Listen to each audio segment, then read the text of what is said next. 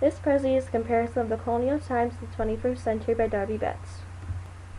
Georgia is mountainous, subtropical, has mild winters and warm summers. There's also many forests in the South Atlantic Ocean. Georgia was part of the Southern Colonies and was established in 1732 and was founded by James Oglethorpe.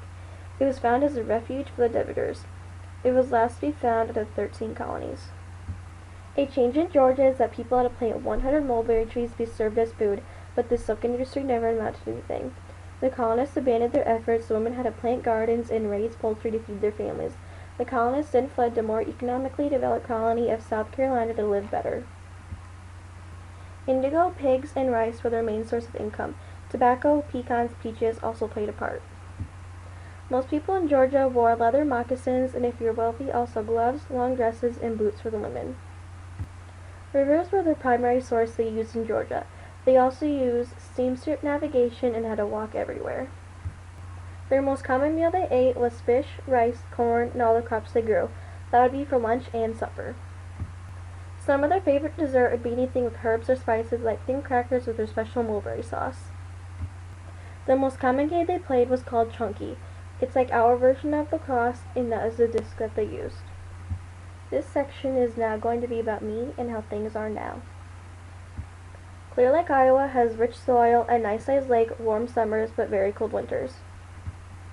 Clear Lake was established in 1832 and was one of our greatest attractions as a surf ballroom. It was built in 1933, but then was burned down in 1947. A new one was built across the street in 1948. The surf was the site of Buddy Holly's last concert. A conflict in my life was when my dad lost his job. Some procedures we took were that we only bought necessities rather than extra stuff. In the meantime, my dad applied to some jobs and ended up working for another insurance company. Clothing that I would wear would be anything from t-shirts, sweatshirts, one-shoulder shirts, and crop tops. For pants, I'd wear anything with heavy stitched jeans. How I get from point A to point B would be either from a bus or a car. My favorite food that I like to eat would be pizza or Chinese, but for the most common meal, I would eat either pork, beef, or chicken. For this section, I will be talking about my mom in her teenhood years. She grew up in Livermore, Iowa. Livermore, Iowa is a very flat, no-hill type of area. All the land was basically used for farming. Livermore doesn't really have much to it.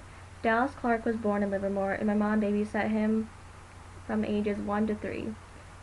Livermore was established in 1879, and the population was around 430.